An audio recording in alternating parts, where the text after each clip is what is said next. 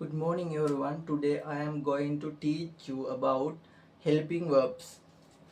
Helping verbs වලටම කියන තවත් නමක් තමයි auxiliary verbs. එතකොට මේ දෙකෙන්ම හඳුන්වන්නේ help. මේ දෙකම කියන්නේ ඔයාලට මේක දෙකම කියන්නේ helping verbs කියන එකම තමයි auxiliary verbs කියලා තින්තර සමහරලාට ප්‍රශ්නවල මේ ගැලපෙන auxiliary verbs කියලා දාන්න කියලා කිව්වොත් එහෙම ඔයාලා තේරුම් ගන්න ඕනේ helping verbs කියන එක මේ කියන්නේ කියන එක. හරි. මේ බලමු කොහොමද helping verbs කොච්චරක් තියෙනවද කියලා බලමු අද.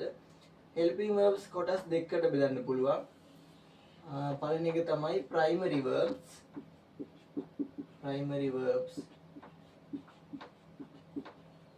දෙවෙනි එක තමයි modal verbs.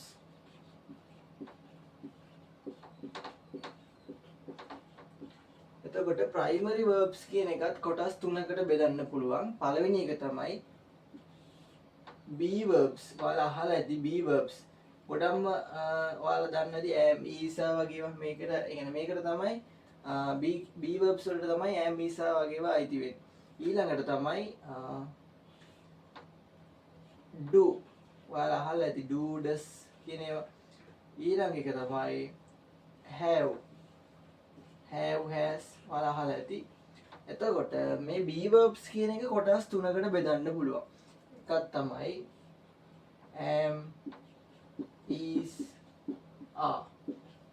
ඊළඟ එක තමයි was were. ඊළඟ එක තමයි will be. ඔයාලා මේ තුන නම් අනිවාර්යෙන් අහලා ඇති. ඊළඟ එක තමයි do කියන එක කොටස් ඒක ඇවිල්ලා කොටස් තුනකට බෙදෙන්නේ නැහැ. ඔක්කොම එකට අපිට ගන්න පුළුවන්. do does did. මෙන්න මේ තුන තමයි මේකට අයත් වෙන්නේ do කියන එකට.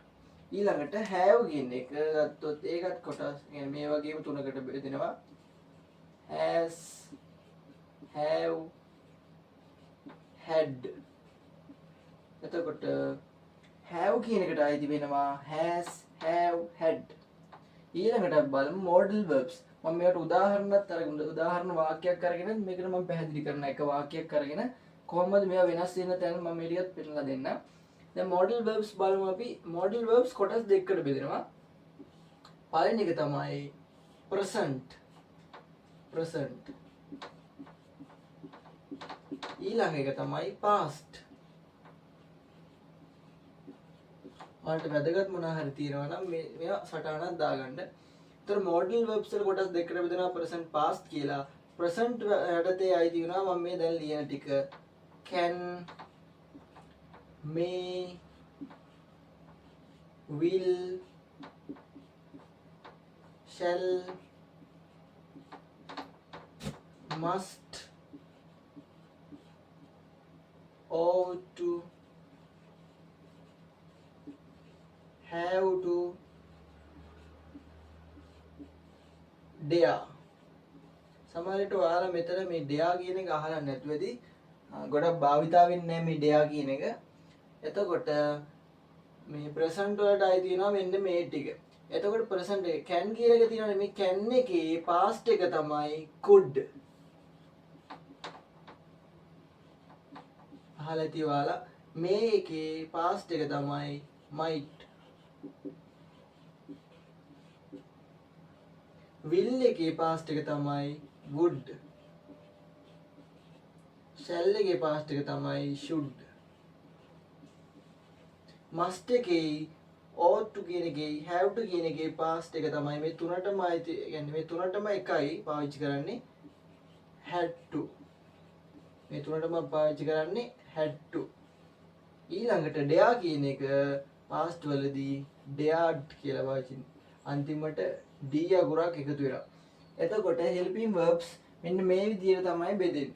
එතකොට මේ බෙදුන ඔක්කොම ටික ඔයාලා දැන් يعني ඔයාලා වෙනම සටහනක් දාගන්න ඕන සටහනක් දාගන්න මම මේවට එකින් එක උදාහරණ වාක්‍යයක් අරගෙන කතා කරනවා. හරි. අපි මුලින්ම කතා කරේ මොකද්ද? අපි මුලින්ම කතා කරේ primary verbs වල B verbs. එතකොට B verbs වලට මොනවද අයිති වෙන්නේ? am is are was were will be. එතකොට මේ ටික තමයි අයිති වෙන්නේ be verbs වලට. එතකොට මම මේ ටිකට අදාළව වාක්‍ය ටිකක් ලියලා පෙන්නන්නම් ඔයාලට. එතකොට පළවෙනිට අපි ගමු am කියන එක. am is are. මෙන්න මේ තුනට අදාළව වාක්‍ය තුනක් අපි බලමු. am කියන එක පාවිච්චි කරන්නේ හැමතිස්සෙම I කියන එකත් එක්ක විතරයි. am කියන එක වෙන ඒවත් එක්ක පාවිච්චි කරන්න බෑ. ඒ නිසා අනිවාර්යයෙන්ම I එක්ක විතරයි am පාවිච්චි කරන්නේ. එතකොට I am playing cricket. ඔන්න am කියන එකට උදාහරණ වාක්‍යයක්. මොකද්ද මේකේ තේරුම? I am playing cricket. මම ක්‍රිකට් සෙල්ලම් කරමින් ඉන්නවා. playing ing එකතු වුණාම කරමින් ඉන්නවා කියන තේරුම තමයි එන්නේ. ඒතර I am playing cricket මම ක්‍රිකට් සෙල්ලම් කරමින් ඉන්නවා. ඊළඟට is කියන helping verb එක ගමු. is කියන එක පාවිච්චි කරන්නේ singular නාම පදත් එක්ක. ඒ කියන්නේ he she it ඒ වගේම අමල් කමල් වගේ අර තනි පුද්ගල දේවල් වලට පාවිච්චි කරන්නේ. දැන් මෙතන he is playing cricket. ඔයාලට කැමති එකක් මෙතන උදාහරණ කියන්නේ ඔයාලට මෙතන playing cricket නැතුව ඕන නම් මෙතන singing a song. ඔයාලට කැමති විදිහට මෙතන වාක්‍ය හදාගන්න පුළුවන්. මෙතන ඔයාලා තේරුම් ගන්න ඕනි he කියන he she it වගේ ඒක වචන නාම පදවලදී. ඒ කියන්නේ ඒක වචන he she it වගේ කියන මේක subject එක වෙලා තියෙන දැන් මෙතන. එතකොට ඒක වචන තියෙන subject එකකදී අනිවාර්යයෙන්ම is කියන එක තමයි helping verb එක යොදාගන්නේ. ඊළඟට ing එකතු වෙනවා කියන එක මතක තියාගන්න. ඔයාලට ඇතිතරම් මෙතන වාක්‍ය මෙහෙම හදාගන්න පුළුවන්. මම උදාහරණයකට එකම වාක්‍ය යොදා ගන්නවා. ඊළඟට ආ කියන එක. ආ කියන එක පාවිච්චි කරන්නේ බහුවචන subject එකක් මෙතන තිබ්බම.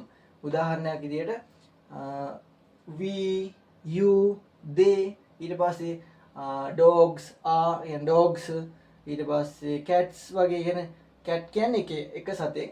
cats කිව්වම පූස ගොඩක්. එතකොට cats are කියන එක තමයි පාවිච්චි කරන්නේ. මම මෙතනදී they කියන එක පාවිච්චි කරනවා. they are playing cricket.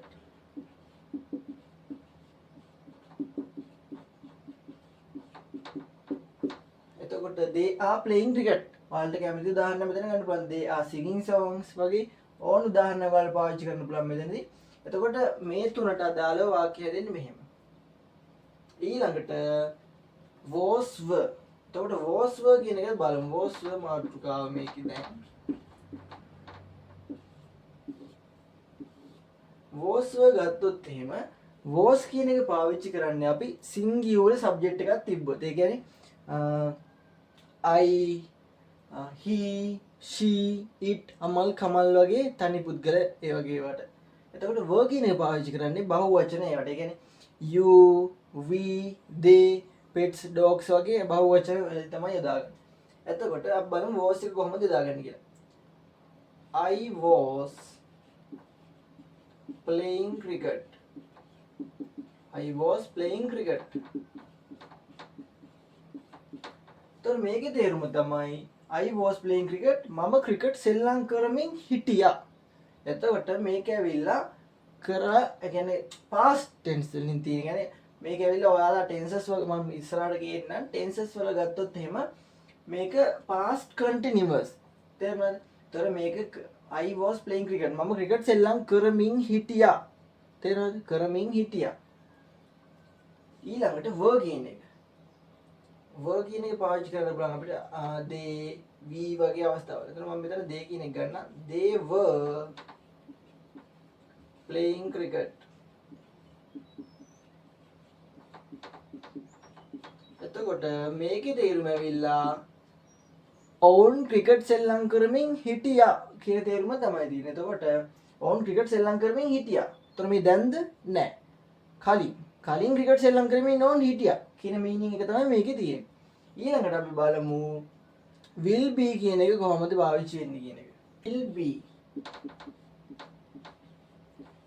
be කියන එක කොහොමද දාගන්නේ?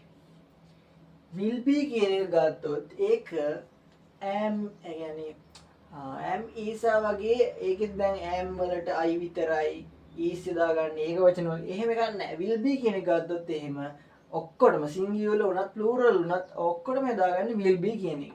උදාහරණයක් ගන්න බලමු. I will be playing cricket. Playing cricket.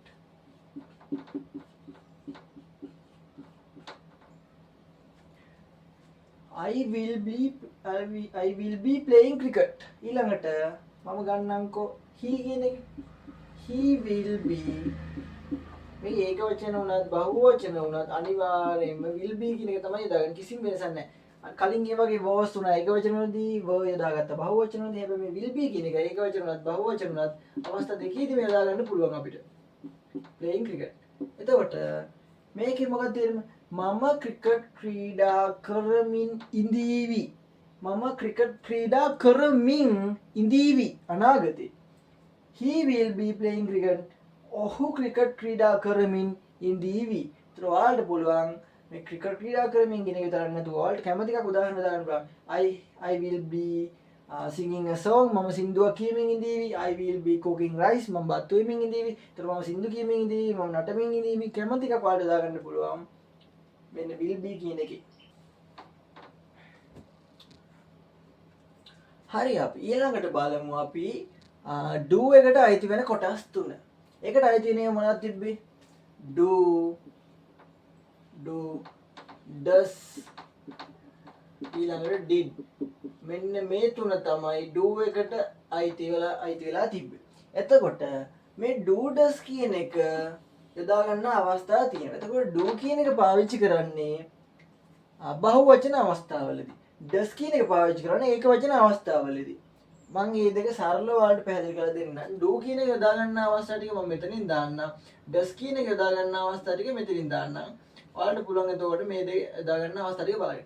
do කියන එක යොදාගන්නේ බහුවචන සබ්ජෙක්ට් එකක් තියෙද්දි. ඒ කියන්නේ මොනවද? I, we, you, they. මෙන්න මේ අවස්ථා වලදී තමයි අපි do කියන එක පාවිච්චි කරන. උදාහරණ විදිහට ඔයාලට මෙතන dogs, pets වගේ බහුවචන දේවල් යොදා ගන්නත් පුළුවන්. does කියන එක පාවිච්චි කරන්නේ ඒක වචන සබ්ජෙක්ට් එකක් තියෙද්දි. ඒ කියන්නේ මොනවද? he, she, it, Amal Kamal වගේ ඒක වචන නාම පද ගන්නත් පුළුවන් ඔයාලට. එතකොට බලමු කොහොමද මේ do does කියන එක යොදාගන්නේ කියලා. do does පාවිච්චි කරන්නේ ප්‍රශ්නයක් හදද්දී. ඒ කියන්නේ කොහොමද? අපි බලමු උදාහරණයක්. මම මුලින්ම ගන්නවා do කියන එක. ඒ කියන්නේ බහුවචන අවස්ථාවල කොහොමද මේ do කියන එක පාවිච්චි කරන්න කියන එක. මේක පාවිච්චි කරන ප්‍රශ්නයක් අහද්දී. කොහොමද ප්‍රශ්නයක් අහන්නේ? do කියන එකෙන් තමයි පටන් ගන්නේ. do මම මෙතනදී you කියන එක ගන්නවා. do you play cricket? එතකොට මේකේ තේරුම මොකක්ද ඔයාලා හිතන්නේ? නිකන් හිතලා බලන්න. do you play cricket? තේරුම මොකද්ද? ඔයා ක්‍රිකට් ක්‍රීඩා කරනවද? ඔයා ක්‍රිකට් ක්‍රීඩා කරනවද? කරලාද? නැහැ. ක්‍රිකට් ක්‍රීඩා කරනවද කියලා අහන්නේ. ඔයා ක්‍රිකට් ක්‍රීඩා කරනවද? ඕකේ. එතකොට ඔයාලට පුළුවන් මෙතන you කියන එක වෙනුවට අරව යොදා ගන්න පුළුවන්. do I play cricket? මම ක්‍රිකට් ක්‍රීඩා කරනවද? do we play cricket? අපි ක්‍රිකට් ක්‍රීඩා කරනවද? do they play cricket? ඔවුන් ක්‍රිකට් ක්‍රීඩා කරනවද? අන්න එහෙම තමයි මේකේ වාක්‍ය හදන්නේ අපි. ප්‍රශ්න හදන්නේ. ප්‍රශ්න අහන්න තමයි do does කියන එක පාවිච්චි කරන්නේ. do එක යොදා ගන්න විදිය වලට අවස්ථාව පැහැදිලි නේද? ඊළඟට බලමු does කියන එක. does කියන එක ගත්තොත් එහෙම ඒකේ ප්‍රශ්නේ අහන්නේ පළවෙනියටම does කියන එකෙන්. does කියලා අරගෙන ඔයාලට පුළුවන් මෙතන he, she, it, Amal Kamal වගේ ඒක වචන දෙයක් දාගන්න පුළුවන්. මම මෙතන he කියන එක යොදා ගන්නවා. does he play cricket? does he play cricket? එතකොට මේකේ තේරුම මොකද්ද? මේකේ තේරුමත් අරකම තමයි. මේක බහුවචන වලදී යොදා ගන්නවා. මේක ඒක වචන වලදී යොදා ගන්නවා. එතකොට does he play cricket කිව්වම තේරුම තමයි ඔහු ක්‍රිකට් ක්‍රීඩා කරනවද? ඔයාලට පුළුවන් මෙතන she ගන්න. does she play cricket? මොකද්ද තේරුම? ඇය ක්‍රිකට් ක්‍රීඩා කරනවද? ඊට පස්සේ it කියන එක දාන්න පුළුවන්. does it play cricket? ඌ ක්‍රිකට් ක්‍රීඩා කරනවද? අන්න එහෙම තේරුමක් ගන්න ඕන නම් ඔයාලට පුළුවන් මෙන්න මේවා පාවිච්චි කරන්න. ඒ කියන්නේ ඔයාලා ප්‍රශ්නයක් අහද්දී ඔයාලට පුළුවන් මේ do does කියන ඒවා යොදා ගන්න. මම හිතනවා ඔයාලට ඒක පැහැදිලි ඇති කියලා. ඊළඟට අපි බලමු did කියන එක යොදා ගන්න අවස්ථා.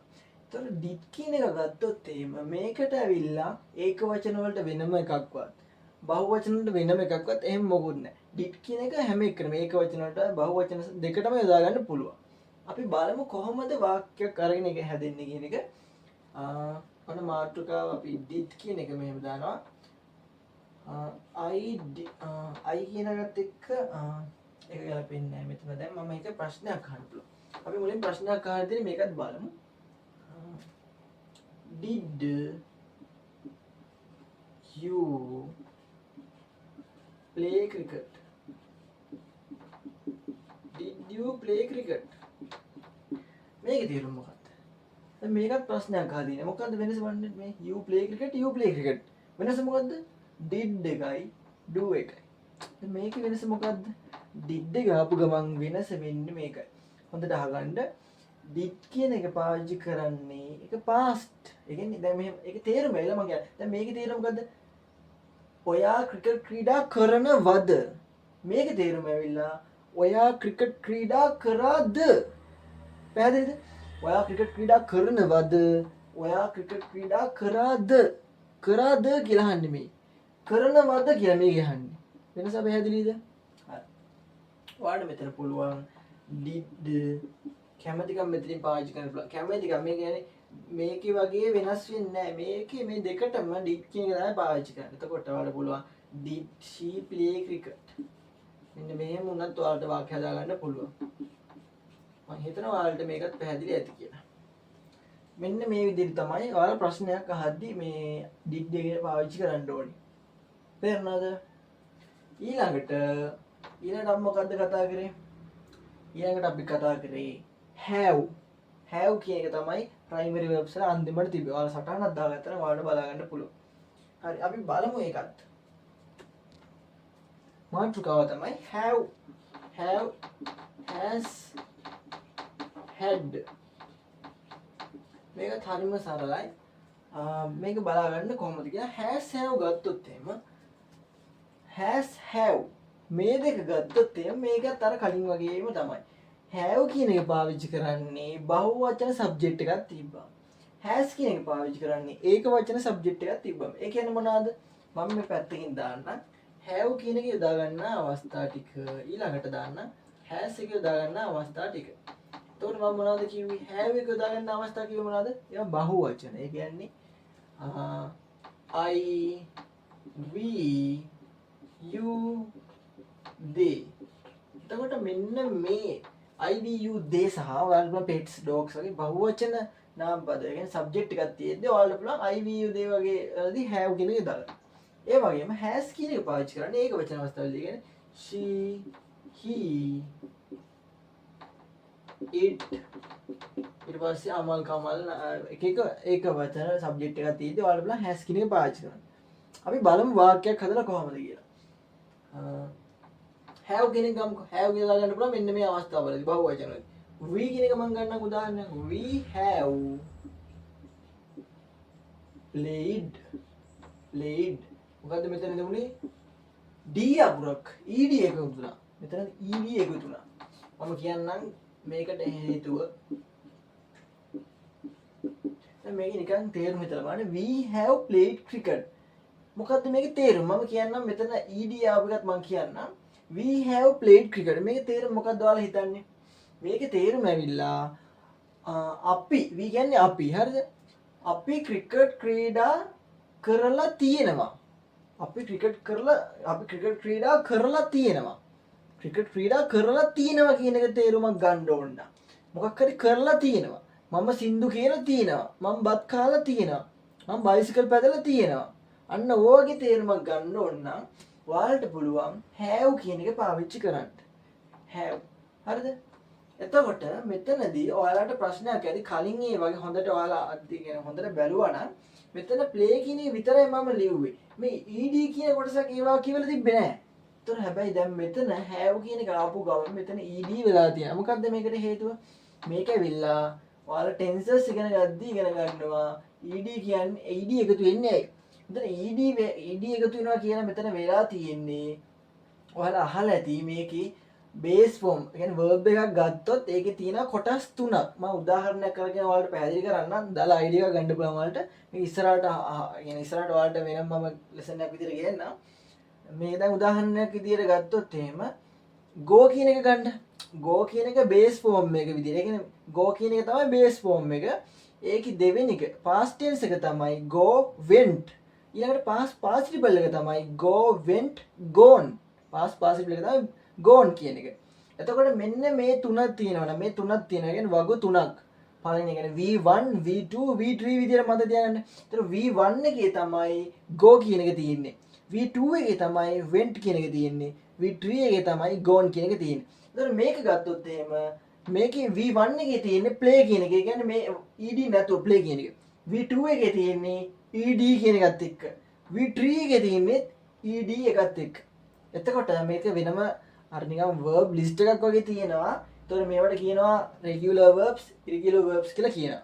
එතකොට ඒ ටික පුළුවන් නම් ඔයාලට මෙතන have එක ආව ගමන් ed ද නැත්තම් වෙනස් විදියද දැන් සමහර ඒවාගේ ed එකතු වෙනවා. සමහර ඒවා go went වෙනවා. ඒ කියන්නේ වචනේ සම්පූර්ණයෙන්ම වෙනස් වෙනවා. go කියන එක went වෙලා දිනවා. go වගේ ed වගේ මොකුත් වෙලා නැහැනේ.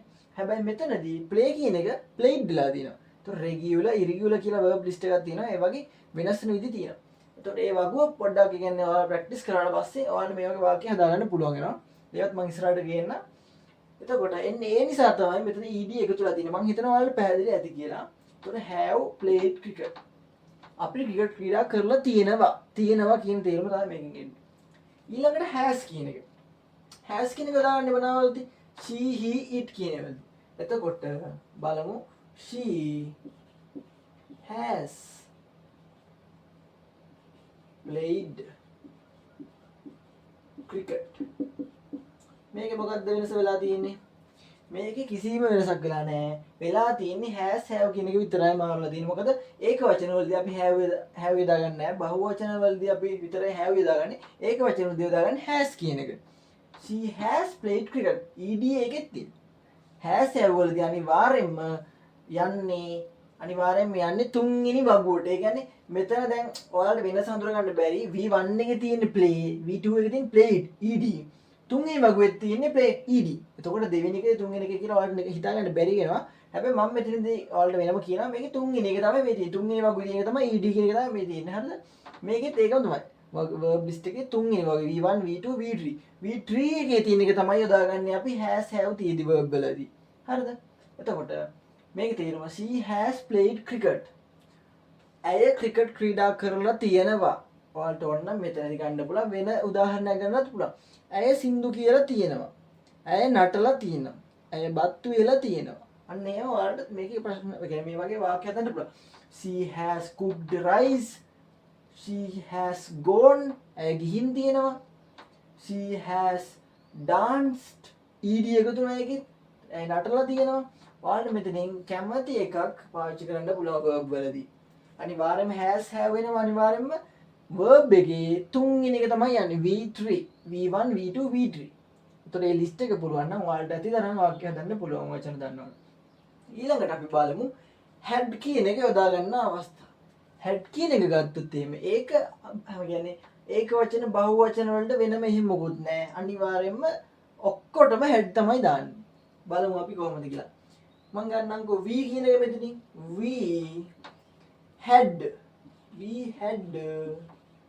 we had played cricket. We had played cricket. එතකොට මේකේ තේරුම මොකද්ද? මොකද්ද වෙනසනේ? ඔක්කොම එකයි. දැන් මේ බලන්න we played cricket. හැබැයි have කියන එක මෙතන have කියන එක නෙවෙයි මෙතන had කියන එක පාවිච්චි කරලා තියෙන්නේ. මෙතන දැන් මම ඒක වචන වලින් ගන්නකො she had played cricket. බලන්න ඒක වචන වලටයි බහුව වචන වලටයි දෙකටම යොදාගන්නේ මොකද්ද? දෙකටම යොදාගන්නේ had කියන එක.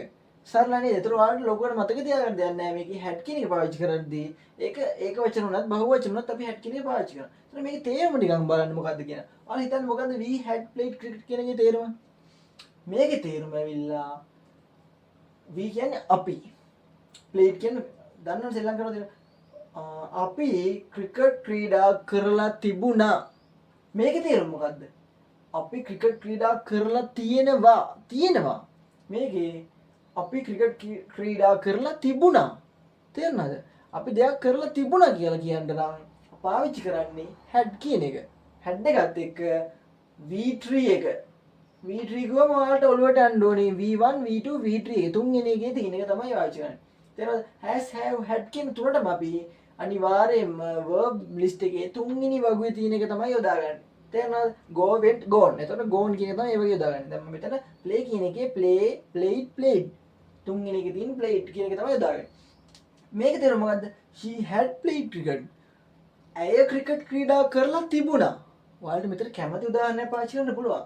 මම එකම එකක් ගත්තේ ඔයාලට මේකේ වෙනස පැහැදිලි කරලා දෙන්න ඕන නිසා.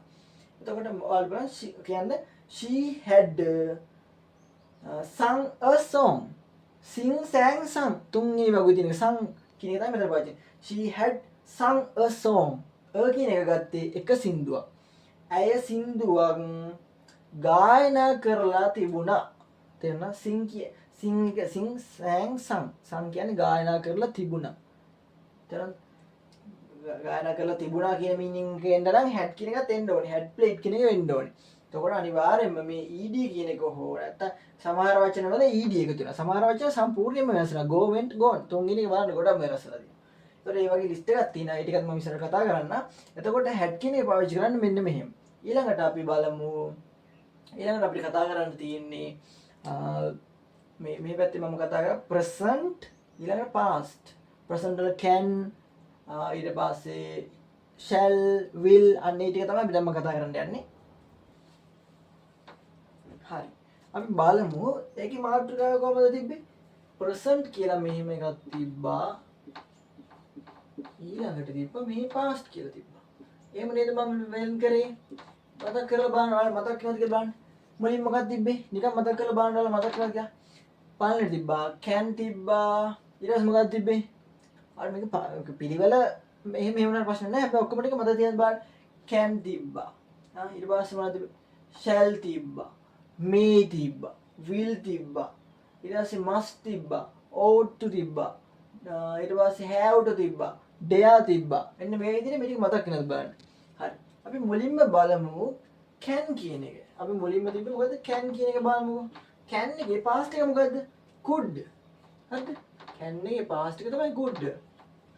එතකොට මම මේ උදාහරණයක් අරගෙන ඔයාලට පැහැදිලි කරනවා. දැන් උදාහරණයක් මම අර play cricket කියන එකම ගන්නම්. I can play cricket.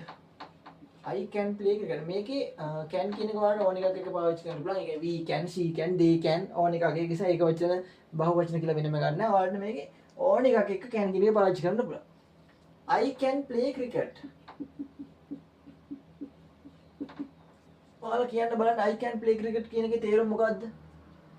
තේරුම ඇවිල්ලා මට ක්‍රිකට් ක්‍රීඩා කරන්න පුළුවන්. can කියන එකේ තේරුම පුළුවන්.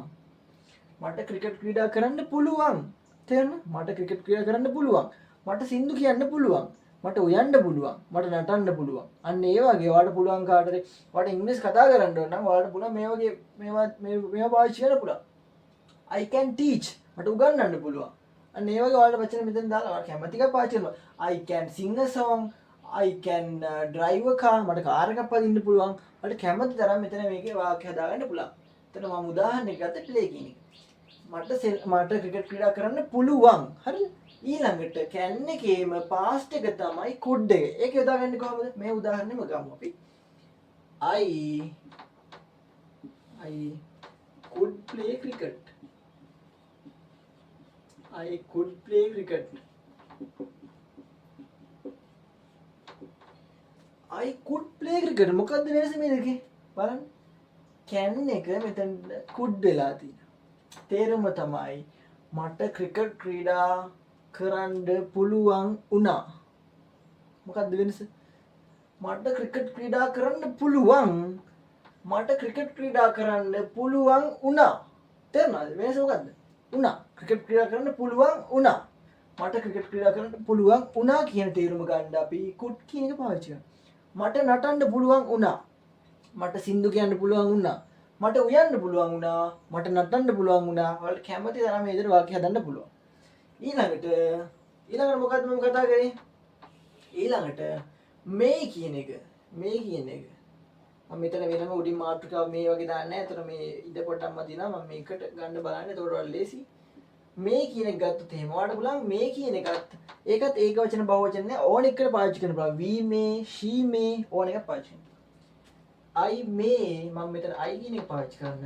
I may play cricket. I may play cricket. මොකද්ද මේකේ තේරුම ඔයාලා හිතන්නේ? මේකේ තේරුම වෙන්නේ I may play cricket කියවොත් මට ක්‍රිකට් ක්‍රීඩා කරන්න පුළුවන් සමහර විට. ඒ කියන්නේ ඔයාලට ඒකේ තේරුම එන්න ඕනේ. අඩු සම්භාවිතාවයක්. මේ සම්භාවිතාවයක් තියෙනවා. මට ක්‍රිකට් ක්‍රීඩා කරන්න පුළුවන් වෙයි සමහර විට. අන්න ඒ වගේ අවස්ථාවල ඔයාලට මේක පාවිච්චි කරන්න පුළුවන්. මට ක්‍රිකට් ක්‍රීඩා කරන්න පුළුවන් වෙයි සමහර විට. තේන මට නටන්න පුළුවන් වෙයි සමහර විට. මට සින්දු කියන්න පුළුවන් වෙයි සමහර විට. මට උයන්න පුළුවන් වෙයි සමහර විට. මෙන්න මේ වගේ වලදී ඔයාලට දාන්න පුළුවන්. I may cook rice. මට උයන්න පුළුවන් වෙයි සමහර විට. මට සින්දුවක් කියන්න පුළුවන් වෙයි සමහර විට. I may sing a song. තේරුණා? ඔයාලට මෙතන කැමති උදාහරණ කැමති විදිහට වාක්‍ය හදන්න පුළුවන්. ඊළඟට past එක මොකද්ද මේ කියන එකේ? might. මම මෙතන I කියන එක ගන්නම්. I might play cricket. I might play cricket. මේකේ තේරුම මොකද්ද ඔයාලා හිතන්නේ? මේක වෙනස් වෙන්නේ මේ කියන එකයි might කියන එකයි විතරයි. මේ දෙක වෙනස් වෙනවා. I might play cricket කිව්වොත් එහෙම ඒකේ තේරුමත් ඒකම තමයි. ඒක බලන්න වෙනසම දැන් මම කියන මට ක්‍රිකට් ක්‍රීඩා කරන්න පුළුවන් වෙයි සමහර විට. හැබැයි වෙනස ඇවිල්ලා මට ක්‍රිකට් මේකේ මේ කියන එක පාවිච්චි කරාම සම්භාවිතාවය ටිකක් වැඩි. හැබැයි මේකේ සම්භාවිතාවය මේකට වඩා අඩුයි. ගොඩක්ම අඩු සම්භාවිතාවයක් තියෙනවා. ඔයාලට පුළුවන් මෙන්න මේක පාවිච්චි කරන්න. තේරෙනවද?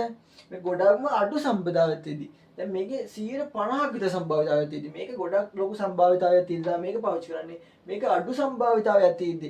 ඒ කියන්නේ ක්‍රිකට් ක්‍රීඩා කරන්න අඩුම සම්භාවිතාවක් තියෙන. මම ක්‍රිකට් ක්‍රීඩා කරයිද නැද්ද කියලා ලොකුවටම ෂුවර් නෑ. එතකොට මයිට් කියන එක පාවිච්චි කරන්නේ.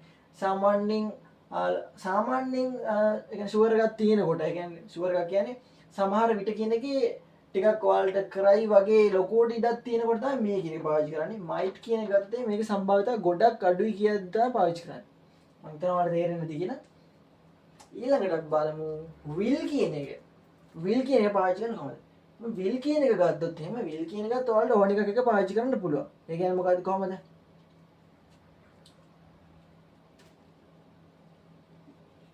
She will play cricket.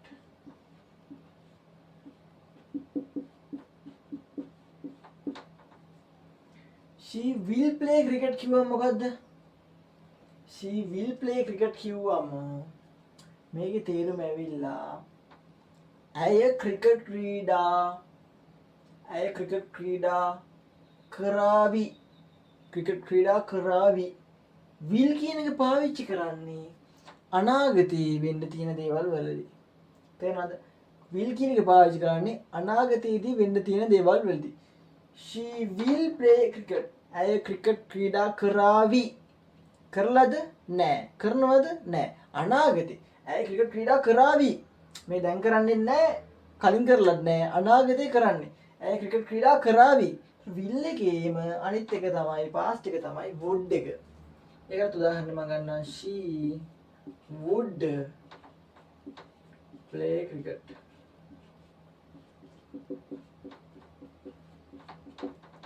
මේක තේරුම මොකද්ද? She would play cricket. ඒකේ තේරුම ඇය ක්‍රිකට් ක්‍රීඩා කරනු ඇත. මෙන්න මේ වගේ තේරුමකදී ඔයාලට පුළුවන් මේ වගේ තේරුමක් ගන්න ඕන නම් would කියන එක පාවිච්චි කරන්න පුළුවන්. ඇය ක්‍රිකට් ක්‍රීඩා කරනු ඇත. ඇය සින්දු කියනු ඇත. ඇය ගායනා කරනු ඇත. අන්න ඒ වගේ මීනින්ග් එක ගන්න ඕන නම් ඔයාලට බලන්න මේක පාවිච්චි කරන්න. ඊළඟට මොකද්ද? shall කියන එක. shall කියන එක වැඩ කරන්නේ හොඳට මතක තියාගන්න. shall වැඩ කරන්නේ will කියන එක වගේම තමයි. හැබැයි වෙනස will එක පාවිච්චි කරන්න පුළුවන් he she it they I we you they ඕන එක පාවිච්චි කරන්න පුළුවන්. හැබැයි shall කියන එක පාවිච්චි කරන්නේ I සහ we කියන අවස්ථාවලදී විතරයි. එතකොට I shall play cricket. තේරුමත් මේක වගේම තමයි I shall play cricket. මම ක්‍රිකට් ක්‍රීඩා කරන්නම්. මේක ඇය ක්‍රිකට් ක්‍රීඩා කරાવી. I will play cricket කියලා කියන්නත් පුළුවන්. ඒතර මම ක්‍රිකට් ක්‍රීඩා කරන්නම්. මේකෙත් I shall play cricket මම ක්‍රිකට් ක්‍රීඩා කරන්නම්. හැබැයි වෙනස shall කියන එක පාවිච්චි කරන්නේ I කියන එකයි be කියන එකත් එක්ක විතරයි. will කියන එක on එකක් එක පාවිච්චි කරන්න පුළුවන්. තේරෙනවද වෙනස? අන්න දැන් තව වෙනසක් කියනවා. shall එකේ past tense එක මොකද්ද? should. එතකොට I should play cricket. අන්න බලන්න සම්පූර්ණයෙන් තේරුම් පොඩ්ඩක් වෙනස් වෙන ආකාරය. දැන් මේක තේරුම මොකද? I should play cricket. මම ක්‍රිකට් ක්‍රීඩා කළ යුතුය. ඒක නිකන් උපදේශක් වගේ සීන් එකේ. මොකක් හරි ඔයාලට නිකන් උපදේශක් වගේ කියන්න ඕන නම් මේ should කියන එක පාවිච්චි කරන්න පුළුවන්. He should play cricket. ඔහු ක්‍රිකට් ක්‍රීඩා කළ යුතුය. නිකන් අර උපදේශක් වගේ. උපදේශ දෙන්න වගේ මේක අපි පාවිච්චි කරනවා. He should cook rice. ඇය රයිස් බත් උයන්න ඕනේ. බත් උයන්න ඕනේ කියන එක. ඊට පස්සේ he should play guitar. ඇය ඔහු ගිටාර් වාදනය කළ යුතුය. ප්ලේ කියන එක අපි එතන වාදනය කියන එක තමයි එතන දාගන්නේ. වාදනය කළ යුතුය. යුතුය කියන එක නිකන් උපදේශයක් දෙන්න තමයි අපි මේ should කියන එක පාවිච්චි කරන්නේ. ඊළඟ එක තමයි must. ඔයාලා අහන්නද must කියන එක? must කියන එක පාවිච්චි කරන්නේ අනිවාර්යයෙන්ම කළ යුතුය. කවුරු කියනවාට ඔයා මේ දේ අනිවාර්යයෙන්ම කළ යුතුය කියලා ඔයාලට කියනවා. ඔයා අනිවාර්යයෙන්ම සින්දුවක් කියන්න ඕනි කියලා කියන අනිවාර්යයෙන්ම කියන එක අපි මෙන්ෂන් කරන්න තමයි අනිවාර්යයෙන්ම කියන එක පෙන්වුම් කරන්න තමයි අපි must කියන එක පාවිච්චි කරන්නේ. මෙතනත් ඔයාලට must කියන එක I we you they he she it ඕන එකක් පාවිච්චි කරන්න පුළුවන්. මම මෙතන ගන්නම් she must play cricket. මොකද්ද මේකේ තේරුම ඔයාලා හිතන්නේ? මම ඇය අනිවාර්යෙන් ක්‍රිකට් ක්‍රීඩා කළ යුතුය. ඇය අනිවාර්යෙන් ක්‍රිකට් ක්‍රීඩා කළ යුතුය. ඊළඟට දැන් මම ඔයාලට කිව්වා must කියන එකයි ought කියන එකයි have to කියන එකයි මේ තුනටම had to කියන එක යොදා ගන්නවා කියලා. ඉතින් මම මේ තුනම ලියවිලා මේ පැත්ත එක ලියන්නම්. ඔයාලට බලන්න she ඊළඟ අපි මොකද්ද? she ought to OUGST I2 මේක නම් ඇත්තටම භාවිතා වෙන්නේ නැති තරහ. හරිද? මේක ලොකුවට පාවිච්චි කරන්නේ නැහැ. she ought to play. මේක සාමාන්‍ය ලොකුවට ought to කියන එක වැඩිපුර පාවිච්චි වෙන්නේ නැහැ. හැබැයි මෙතනදී මම මේකත් කියලා දෙන්නම්. she ought to play cricket. ඇය ක්‍රිකට් ක්‍රීඩා කරනු ඇත වගේ. ඇය ක්‍රිකට් ක්‍රීඩා කළ යුතුය. මොකද නිකන් මෙහෙම හිතන්න. දැන් මේකනේ she would play cricket කිව්වම ඇය ක්‍රිකට් ක්‍රීඩා කරනු ඇතනේ. මේක ඇවිල්ලා ඇය ක්‍රිකට් ක්‍රීඩා කළ යුතුය. කරනු ඇත. කළ යුතුය. නිකන් ඒ වගේ මීනින් එකක්. ඇය ක්‍රිකට් ක්‍රීඩා කළ යුතුය. නිකන් ඒක නිකන් normal. ඒක නිකන් තේරුම කියන්නේ නිකන් ඒක මුකුත් අනකිරීමක්වත් උපදේශක්වත් එහෙම නෙමෙයි. ඇය ක්‍රිකට් ක්‍රීඩා කළ යුතුය. normally පාවිච්චි කරන එක. ඇය ක්‍රිකට් ක්‍රීඩා කළ යුතුය. ගොඩක් මේක පාවිච්චි වෙන්නේ නැහැ. අද වෙනකොට මේක ought to කියන එක වැඩිපුර පාවිච්චි වෙන්නේ නැහැ. ඒ වෙනුවට මේ අනිත් ඒවා තමයි පාවිච්චි කරන්නේ ගොඩක්. ඊළඟ එක තමයි මම මෙතන he කියන එක පාවිච්චි කරනවා. he have to. මෙතන ඔයාලට he have to. ඔයාලට වන්න මෙතන මේකෙදි වෙනසක් වෙනවා. සමහර වෙලාවට මෙතන he have to නෙවෙයි he has to. හරිද? මෙතන he has to වෙන්නේ. he has to. හේතුව මම කියන්නම්. has have කියන එක කලින් වගේ මතක් කරගන්න ඕලා මම කියලා දුන්නේ. have කියන එක පාවිච්චි කරන්නේ බහුවචන සබ්ජෙක්ට් එකක් තියෙනවා. ඒ කියන්නේ have කියන එක පාවිච්චි කරන්නේ මොනවාද?